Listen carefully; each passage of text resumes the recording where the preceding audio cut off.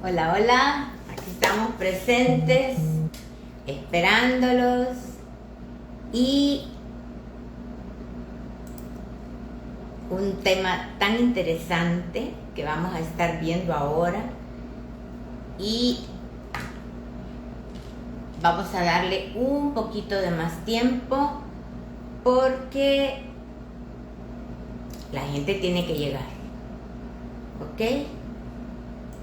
Entonces, vamos a dar un poquito de tiempo. Mientras tanto, yo aprovecho ir adelantando en hacer algunas cosas. Muy bien, ya tenemos a la primera. Vamos a darle tiempo porque este tema es sumamente interesante. Así es que recuerden que es las 7 claves para gestionar las emociones. Y eso, ¿quién no quiere hacerlo, verdad? Para gestionar las emociones. Si me ven como que estoy aquí escribiendo, es porque sí estoy escribiendo en realidad.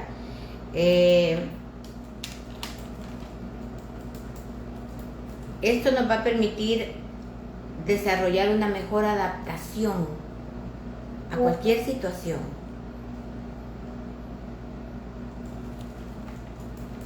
Entonces,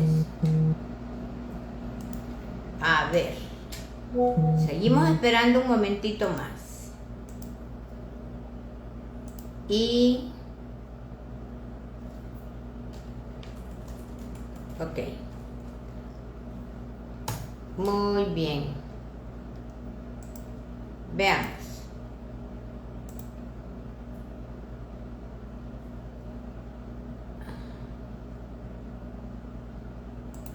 Eso es. Ahora sí, vamos a ver.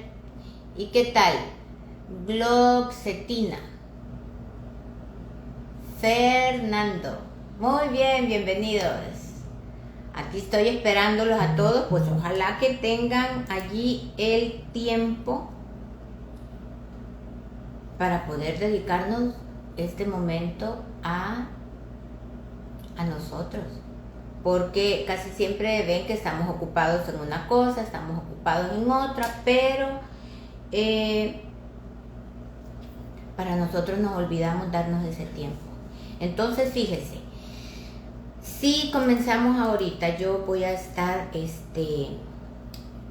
por acá también en la disposición de cualquier pregunta que me quieran hacer. Entonces pueden escribirme y yo estoy aquí. Voy a dar quizás unos 3 minutitos más, pero para mientras a mí me gustaría que me escribieran algo de lo que pues ustedes tienen como inquietud, ¿verdad? Quizás, fíjese que algo que muchas personas tal vez no lo consideran como determinante es esta parte de cómo reaccionamos nosotros ante cualquier evento.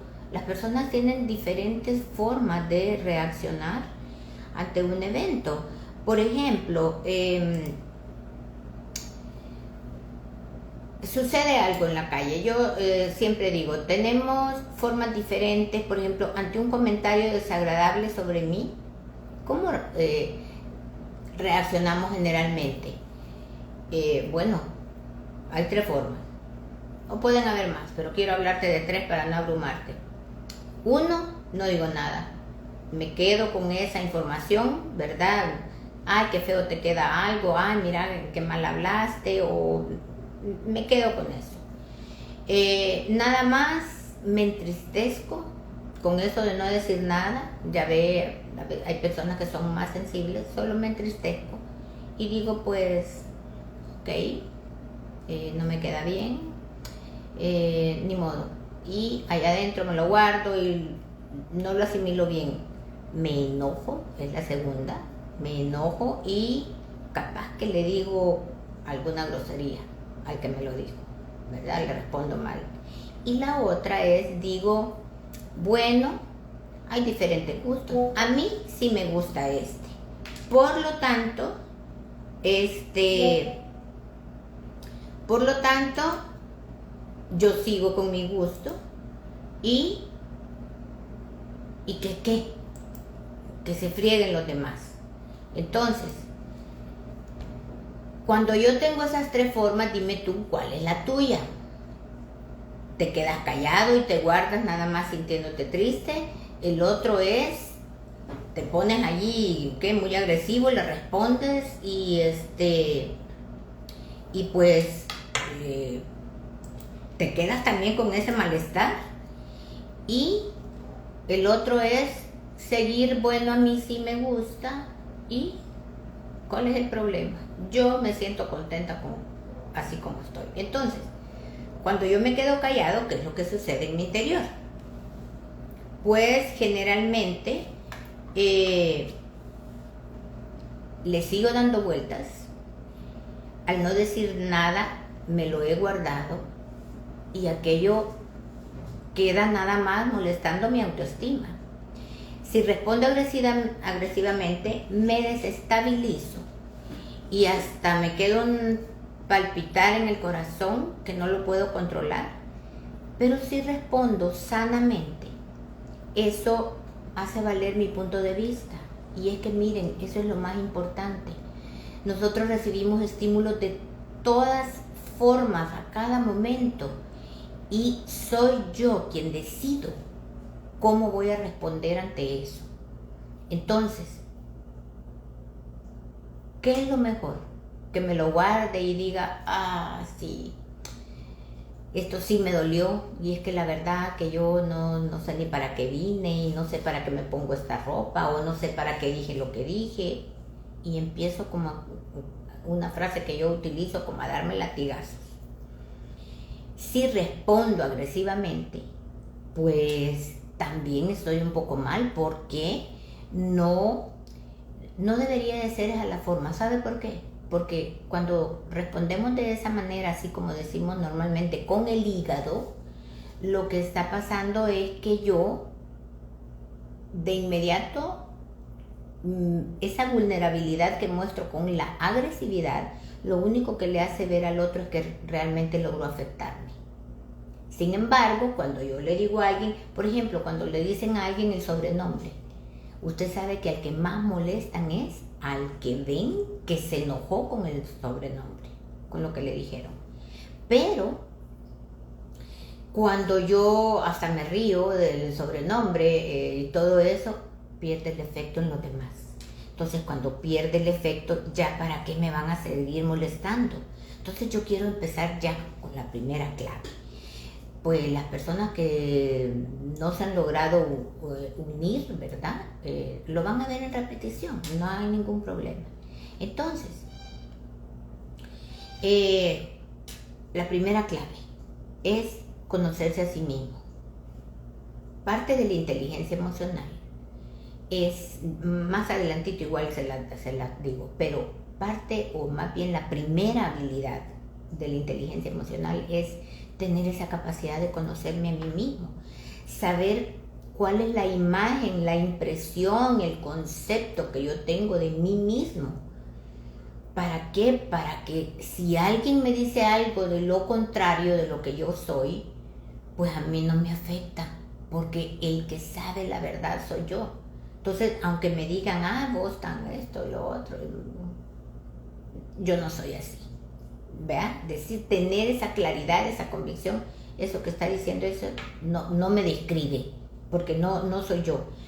Porque quien debe obligadamente que conocerse a sí mismo soy yo.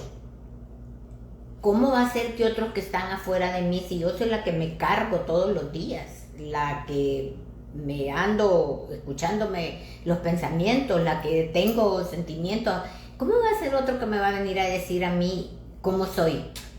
Claro, han de tener un concepto de acuerdo a mis comportamientos, obvio, pero mi verdadero ser lo sé yo. Entonces, necesitamos encontrar coherencia entre lo que digo, lo que pienso, lo que hago. Tiene que haber un solo hilo conductor. Entonces, no puedo yo estar diciendo que soy de una forma o expresándome de cierta manera y actuando de una forma que no lo refleja. Entonces, ¿qué es lo que hace esto? Hace que yo viva en incoherencia. Entonces, al vivir en incoherencia, el más engañado soy yo. Otro, clave número 2, evitar criticarnos en exceso. Ustedes saben que el mayor problema que tenemos somos nosotros mismos cuando nos criticamos, porque ¿sabe qué? Soy más cruel yo que otros que me critican. Porque yo hablo de que no merezco tal cosa, lo hiciste mal, sos un idiota, cuando no, tenías que ser vos, tenías que ser, o sea, soy tan duro conmigo mismo que en realidad yo no me perdono un error. Entonces debo de dejar de estarme criticando. Ahora debemos que comprender que somos humanos, nos equivocamos y que tenemos derecho a corregir. Si me equivoco, corrijo, pero no le doy la razón a otro para que me esté criticando. Entonces, eso de estarse aporreando uno solo no es bueno, porque mi autoestima se sigue lastimando. Entonces, esa es la segunda clave para tener un buen manejo de las emociones. La tercera clave es tener las metas claras y objetivas, es decir, si yo sé para dónde voy, es mucho más fácil encontrar la ruta. Imagine que, como hay un dicho que dice que el que no sabe para dónde va, cualquier camino es bueno. Va a ir a dar allá donde sea, y igual va a estar sintiendo, lamentando. Entonces esto muchas veces cuesta porque nosotros no tenemos una estructura en nuestra mente, y al no tener estructurado eso de en tanto tiempo yo voy a llegar a esto, para llegar a esto yo tengo que hacer 1, 2, 3 pasos, todos los días yo debo de practicar esto, tengo que disciplinarme. Si yo no tengo una meta a donde quiero llegar, solo lo ando aquí, no, es que sí debería, ya pasaron tantos meses y no he hecho. ¿Sabes qué? Escríbelo. Tienes que escribir lo que quieres. Si no, ¿de qué manera tu cerebro va a comprender para dónde quieres ir y en cuánto tiempo lo vas a lograr y qué cosas necesitas? Hay que escribirlo. Eso se llama estructura. Tener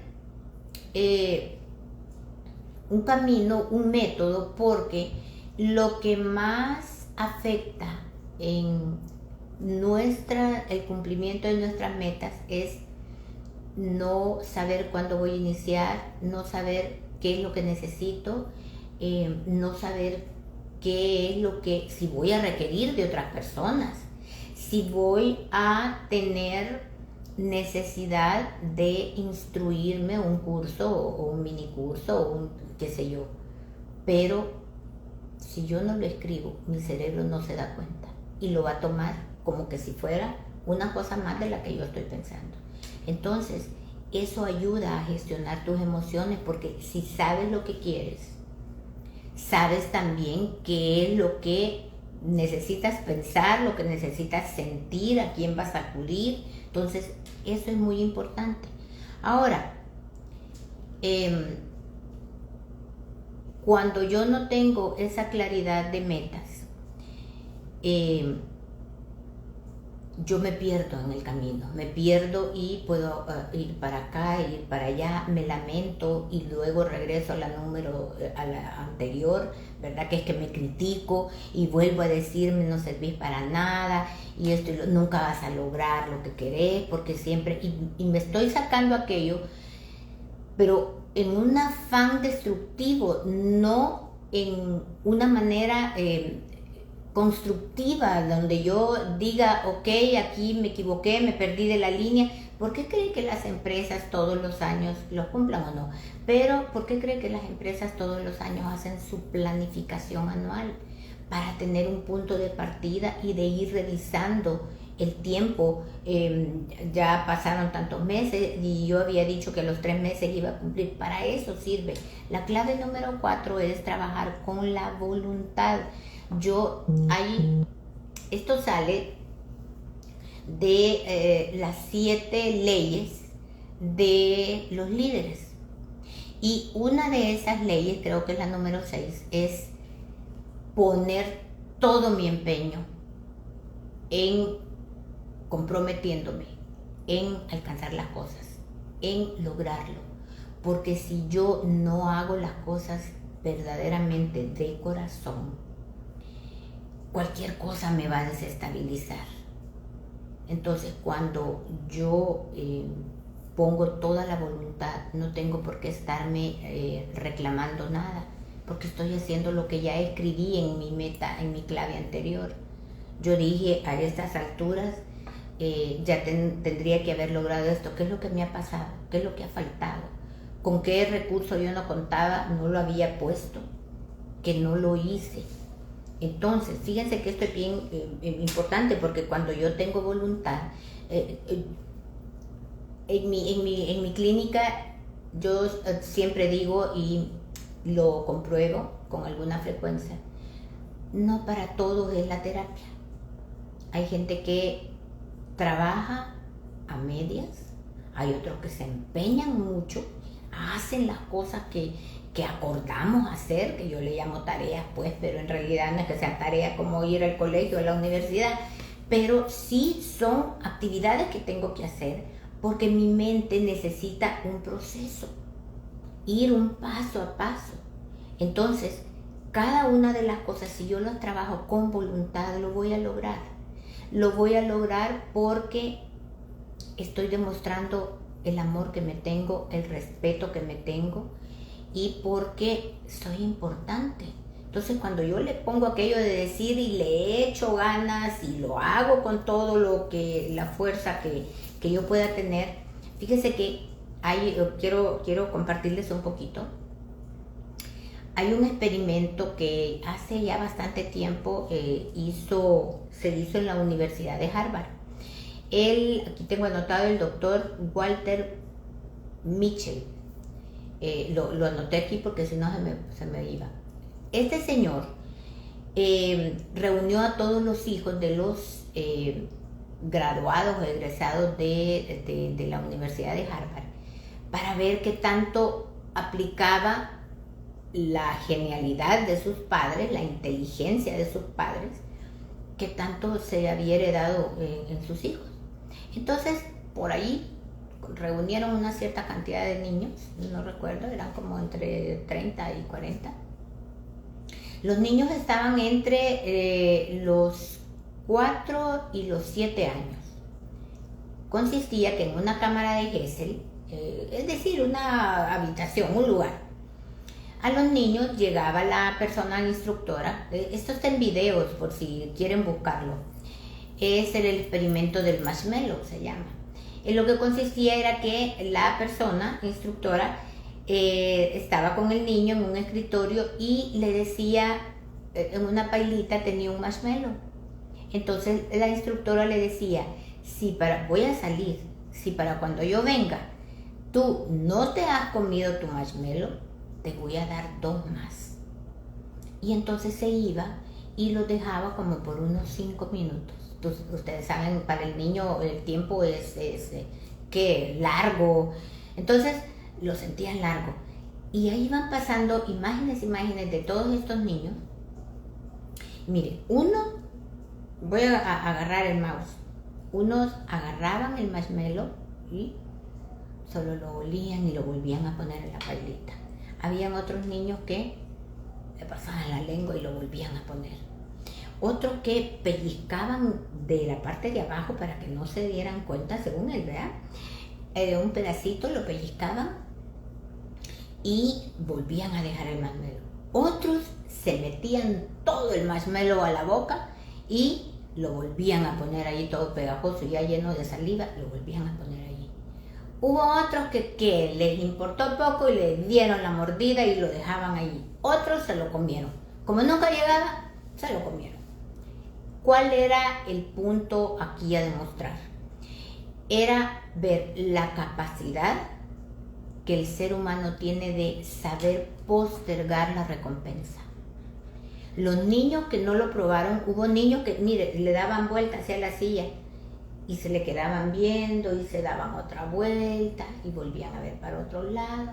No lo probaron porque estaban esperando que si se aguantaban a comer ese, iban a tener 2 más, entonces se iban a comer 3 marshmallows. ¿Y qué pasa con los otros niños que no les importó y se lo metieron de una vez? En la Universidad de Harvard ustedes saben que le llevan seguimiento hasta de 30 años a sus estudios. Luego de esto volvieron a contactar a los niños que ya eran adolescentes y se dieron cuenta de que aquellos niños y niñas que se habían comido el marshmallow eran niños impulsivos, tendientes a las drogas, a las dependencias, a depender de personas, a depender de sustancias, y que los que habían aguantado no comérsela, incluso alcanzaron un poquito de este éxito, aquellos que solo habían pellizcado un poquito, aquellos que dicen, ay, solo la probadita y ay, de ahí ya no. Estos niños eran capaces de alcanzar metas. Se propusieron durante el bachillerato, tuvieron muy buen desempeño, y estos niños fueron los que años más tarde habían terminado su carrera con éxito. Estos otros niños, algunos no fueron a la universidad pese a ser hijos de egresados de Harvard. No fueron a la universidad, se quedaron a hacer otras cosas, y los papás pues les pusieron allí, ¿verdad?, que se dedicaran a algún su negocito, algo así, para que enseñarles a que se valieran por sí mismos. Pero estos que supieron postergar la recompensa fueron los que sabían que cuando queremos lograr algo tenemos que poner voluntad, establecer metas claras, es decir, hasta donde vamos, que es la número 4. Fíjese, este experimento fue muy bonito. Entonces, y aquí tiene que ver hormonas, tiene que ver enseñanza, tiene que ver deseos propios para poder alcanzar. Ahora la número 5, ¿verdad? Ya vamos a ir terminando. La clave número 5 es estar más atentos y ser selectivos en la información que traemos acá. ¿Qué quiere decir esto? Miren, estamos en la era de la información a todo dar, sin restricción y de todas formas, violencia, bueno, de todas formas. ¿Para qué voy a entrar a listar si cuando le digo de todas formas, usted ya sabe de qué tipo, de todo? Entonces, esto, la clave número 5, implica que nos enfoquemos realmente en lo importante para nosotros, en lo que queremos, e informarnos. Yo sé que cuesta y hasta se puede sentir aburrido, pero no, es importante. Porque cuando nosotros estructuramos bien lo que le damos a nuestro cerebro, las emociones van a la par, por esta sencilla razón. Mis pensamientos, yo creo que esto ya lo han oído porque es bastante común, se usa. Mis pensamientos generan sentimientos o emociones. Si yo ando un pensamiento de inquietud, de desesperación, de aflicción, ¿cuál es la emoción que viene? A la par, viene la que está conectada con ese pensamiento. Entonces, si usted, por ejemplo, dice, ay, Dios mío, ¿y si pasa tal cosa? ¿Y si pasa lo otro? ¿Y si no me sale esta cuestión? Ay, pero si me dicen esto, ay, ¿por qué no hice tal cosa? Entonces, yo estoy lamentándome de lo que no hice y muy preocupado por lo que todavía no ha sucedido. Entonces, cuando yo me enfoco en el presente y hago lo mejor que pueda en el presente, debemos tener la seguridad y la garantía de que allí estoy construyendo yo mi futuro. Pero, ¿qué es lo que sucede? Si yo no me enfoco realmente en lo que quiero lograr, limitamos al cerebro como cuando tiran en las piñatas dulces así. Aquí decimos a la garduña. Y se tira, y entonces los niños no alcanzan a agarrar, y entonces corren y caminan y se tiran al suelo. Y ya vemos que hasta los adultos se tiran al suelo para conseguirle más dulces a sus niños en las piñatas. Entonces es como que tiráramos algo así disperso, que no es lo mismo que a mí me entreguen en la piñata la bolsita y allí lleva varios dulces, lleva una sorpresa, lleva algún arreglito, adornito o algo. Ese es enfoque. Si lo vemos como la comparación. Entonces, cuando yo tengo mi mente dispersa en un gran montón de estímulos que realmente no me ayudan a traer una línea, el hilo conductor que le digo, entonces nuestra atención está puesta en cosas banales muchas veces. Cuesta mucho. Hoy me decía la mamá de un niño, ella es mi paciente, y me estaba hablando de su niño que tiene 10 años. Me dice, fíjese, me dice que he observado de que mi hijo, él es bien creativo, él tiene Legos, él tiene esto, tiene un montón de juegos, rompecabezas y toda la cosa. Y no sé, yo cambié mi teléfono y no sé qué me dio de darle mi teléfono al niño. Lo que observé, me dice, es de que él dejó de jugar, dejó de darle la parte creativa a su mente y se enfocó, ahí es un mal enfoque, y se enfocó, me dice, en el teléfono. Y cuando se le descargaba y todo, él corriendo a volverlo a cargar y a encender el televisor, y esto, dejó de jugar. Entonces, el enfoque del que yo hablo tiene que estar orientado a la meta, porque mis emociones van a surgir basadas en el pensamiento que yo estoy teniendo, en donde yo me estoy... ¿Por qué es que la ley de la atracción dice que aquello en lo que tú te enfocas le envías energía y eso es lo que te presenta? Porque así es. Somos energía, mis pensamientos tienen energía, mis emociones tienen energía.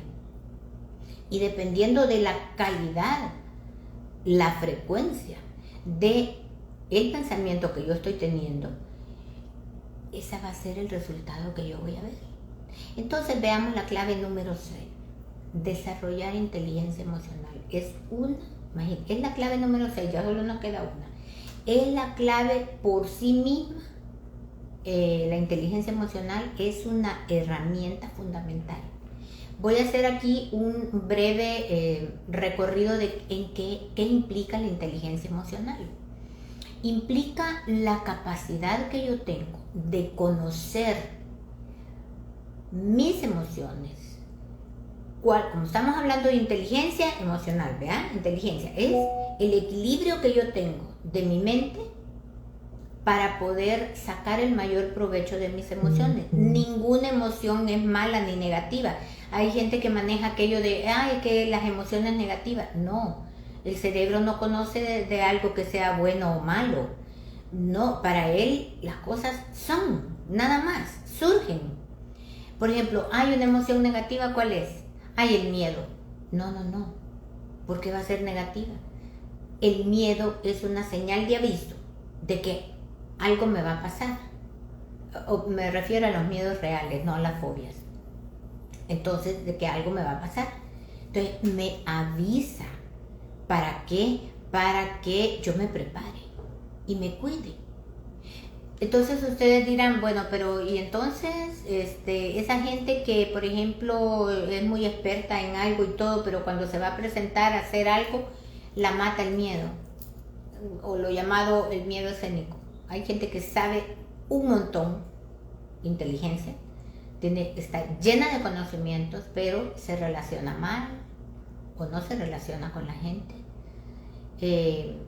Por eso vemos a mucha gente que son así como que muy genios, como que muy eruditos y todo. No todos, ¿verdad? Estoy hablando de algunos. Los vemos que tienen pésimas relaciones interpersonales. Y es porque la inteligencia emocional no la desarrollaron. A diferencia de la inteligencia racional, esta solo, en la racional tenemos que, por llamarlo de la manera gentil, alta, normal o media y baja.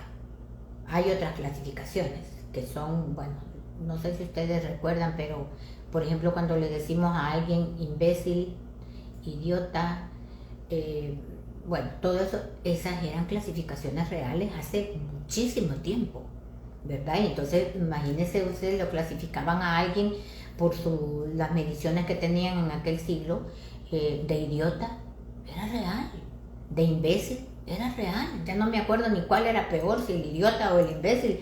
La cuestión era que era una de las clasificaciones que se daban.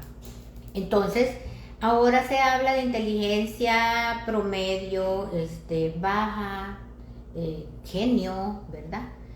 Aunque algunos mantienen así, pero ya de idiota y de imbécil ya creo que ya no. Entonces, en la inteligencia emocional o la tiene o no la tiene, ¿verdad? O es baja o es alta. No, allí no hay de que intermedio o algo, no. Entonces, la inteligencia emocional es la capacidad que yo tengo de conocer mis emociones, es decir, cuando la gente dice, no, yo ante eso mejor evito tal situación porque yo sé que eso me incomoda. Y a veces cuando yo estoy muy incómodo con tal tipo de personas, mejor evito. Y entonces, autoconocimiento, por eso así se llama la primera, autoconocimiento, la capacidad que yo tengo de conocerme a mí mismo. La segunda es el autocontrol o autogestión, que de aquí, por eso se llama aquí las 7 claves para gestionar tus emociones o tu estado emocional. El autocontrol, que es la capacidad, controlar no es reprimir, ¿verdad? Y dicen, no, yo tengo control, lo que está haciendo es ahogando la emoción y mandándola. No, eso no es gestionar. Gestionar es saber respirar profundo, mandarle oxigenación al cerebro y poderle decir, ok, lo que yo pienso es esto y esto. No estoy de acuerdo, eso se aprende. No estoy de acuerdo con lo que tú dices, con tu opinión, pero la respeto.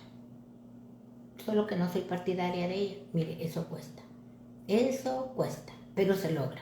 ¿Por qué? Porque hay que ensayar, pues. Acuérdese, el cerebro aprende por repetición. Entonces yo tengo que ensayar. ¿Cómo nos aprendimos todos cuando estábamos pequeños las tablas de multiplicar? Por repetición. Yo me acuerdo que hasta canción le sacaba. 2 por 1, 2, 2 por 2, 4, 2 por... O corría, brincaba y todo. A manera de que de tanto se le quedaban a uno. Y ahorita, por ejemplo, usted ponga allí y usted se puede las tablas. Se aprendió la tabla del 9.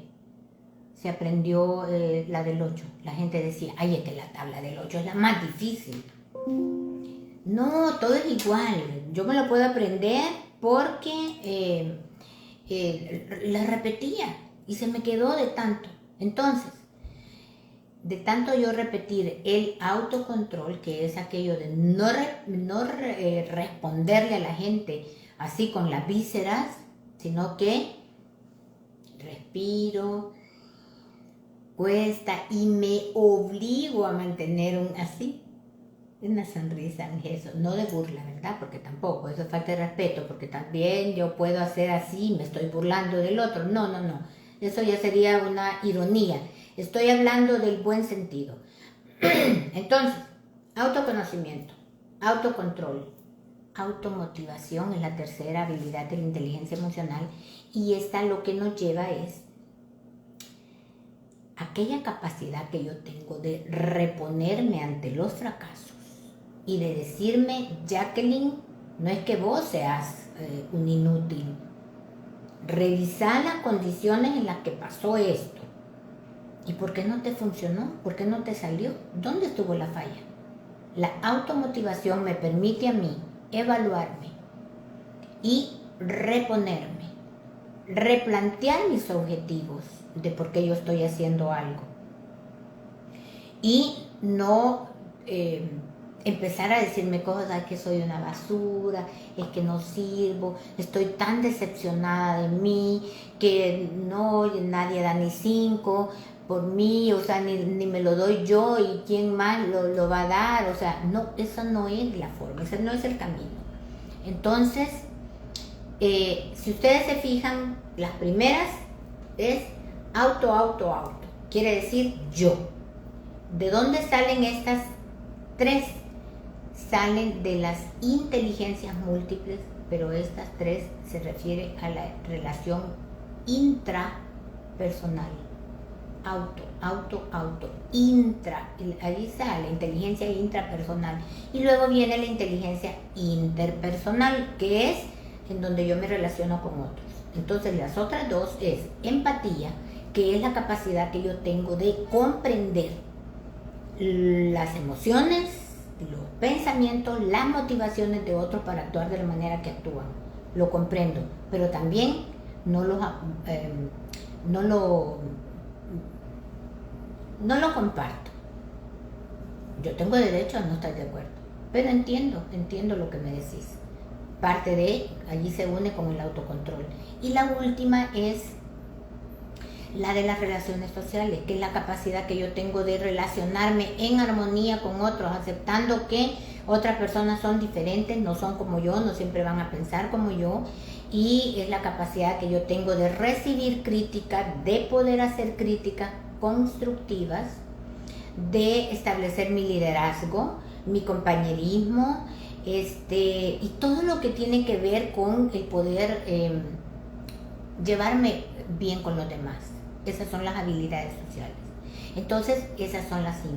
Y ahorita voy, porque ya sé que comencé un poquito pasadita la hora, pero la última clave es tener un genuino optimismo. Y yo le agrego genuino porque a veces nos podemos confundir con un falso positivismo. El falso positivismo es aquel que no está pegado a la realidad, en el cual yo puedo estar como le dijera, fantaseando con un resultado o con una situación que en realidad no está acorde a un hecho real. Como por ejemplo, yo tengo tantos años, vean, ya bastantes, pero y ponerme a estas alturas yo a decir, sí, pero yo puedo lograr ser, no sé qué les puedo decir. Bueno, una cosa que ya a mi edad ya no. Supóngase, balletista. ¿Sabe? Usted sabe, las balletistas, que las vemos viejas ahí, ya algunas, ¿verdad? Veteranas, ellas comenzaron a practicar desde los 3 años. Imagine la memoria del cuerpo, el ir aprendiendo, y lo que le acabo de decir, el cerebro aprende por repetición. Entonces, tanto ensayar, tanto esto, y que ya las veamos bailar a alguien de mi edad o un poquito más, no es que agarró impulso así, teniendo como mi edad, no. Entonces, eso de genuino optimismo se refiere a que yo me ubique en la realidad, es decir, yo puedo lograr todo lo que me proponga, claro que sí, pero hay que ser realistas también. Hay cosas que no las podremos lograr. Los futbolistas famosos, ¿por qué a los 30 y algo se retiran? Y uno dice, ¿por qué tan joven y ya no juega? Porque esos niños también comenzaron desde bien pequeñitos, 9 años, 10 años. Y ya para el fútbol, 30 y algo ya es ser veterano. ¿Qué hacen eso? Se quedan a entrenar, hacen sus propios equipos, qué sé yo. Pero alguien que a los 40 años va a empezar a decir, yo voy a ser futbolista profesional, y no, hay que ubicarnos. O sea, ya el cuerpo, lo que natura no da, ya a esas alturas ya no, ¿verdad? Entonces, esas son las 7 claves. Si cumplimos, se las repaso. Si cumplimos con estas 7 claves, tenemos garantizado que voy a poder gestionar mis emociones. ¿Por qué? Porque le doy estructura a mi mente. Y así como esta investigación de los niños con el marshmallow, se puede, digamos, anticipar el comportamiento de acuerdo a cómo los niños se portan. ¿Por qué? Porque miren, los niños de los 2 a los 12 años, pero más de los 2 a los 7, es cuando los niños absorben de una manera tan grande todo lo que se les enseña.